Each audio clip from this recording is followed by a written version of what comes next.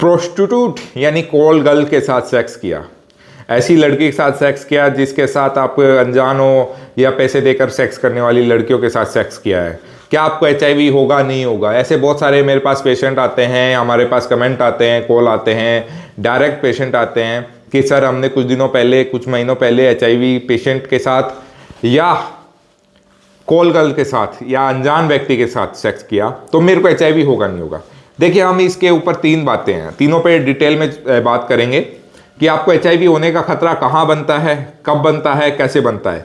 ये पूरी डिटेल में आपको जानकारी समझाऊंगा मैं आपको, ठीक है? तो आप डिटेल में पूरी ध्यान से देखिएगा वीडियो, जिससे आपको समझ में आए कि कहाँ आपको खतरा होता है HIV होने का, कहाँ नहीं होता है, और कैसे आप इससे छुटकारा पा सकते हैं, और कब लक्षण आते हैं इसके विंडो पीरियड के अंदर, HIV के लक्षण कब आते हैं या नहीं आते हैं। पूरी डिटेल में आपको समझाऊंगा, तो पूरी वीडियो ध्यान से देखिएगा, सारी नॉलेज आपको एक वीडियो में मिल जाएगी।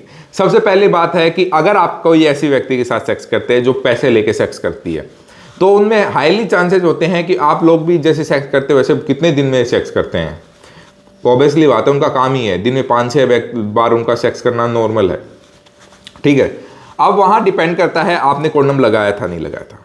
आपने सेक्स किया है और कॉन्डम लगा के किया है, और आपने कुछ भी नहीं किया उनके साथ, कॉन्डम फटा भी नहीं है, सेक्स कर लिया नॉर्मली और आ गए, तो कोई दिक्कत वाली बात नहीं, आपको कुछ नहीं होगा। आपने कॉन्डम लगाया, पूरा तरीके से आपने सही तरीके से सेक्स किया है, तो कोई बात नहीं होगी, आप टेंशन फ्री रह सकते हैं।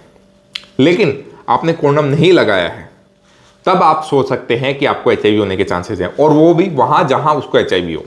देखिए, 2 तरीके होते हैं इससे बचने के। सबसे पहला तरीका, जैसे कि आप जाकर उससे, आप जिसके साथ सेक्स किया है, आपने उसको कॉन्डम नहीं फट गया है और या लगाया नहीं है, तो उसमें सबसे पहले जाकर आप उसकी जांच करा सकते हैं, ठीक है? उस लड़की की जांच कराइए आप सबसे पहले, जिससे आप साथ आपने सेक्स किया है, ठीक है? और अगर आपने उसका पॉजिटिव आता है तो हाँ, बिल्कुल आपके चांसेस बन सकते हैं पॉजिटिव आने के। अगर आप उसको पॉजिटिव नहीं आता है तो आप बेफिक्र रहिए, टेंशन फ्री की बात ही नहीं। और अगर वो जांच कराने से मना कर रही है, तो वहाँ भी आपको थोड़े 1% चांस लेके चलने चाहिए कि हो सकता है कि वहाँ आप उसको पॉजिटिव हो और वो इसलिए जांच कराने से मना कर रही हो, ओके?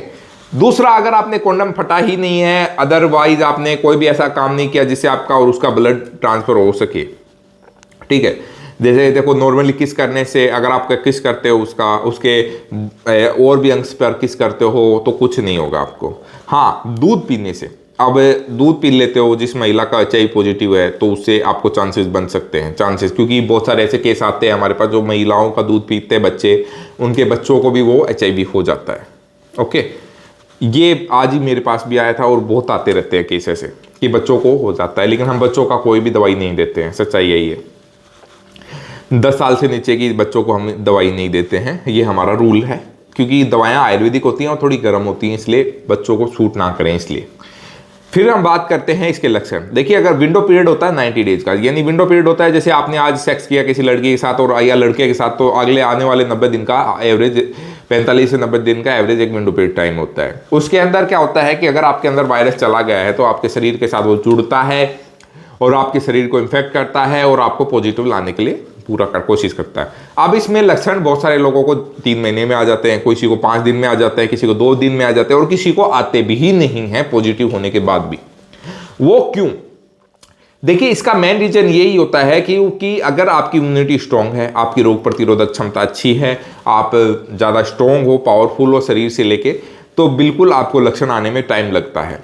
लक्षण हमारे अचानक ही आ सकते हैं, अगर इम्यूनिटी कमज़ोर है तो आ जाएंगे जल्दी, अगर इम्यूनिटी स्ट्रांग है तो टाइम लगाएंगे आपको लक्षण आने में, ठीक है? इस चीज़ का आपको ध्यान रखना है।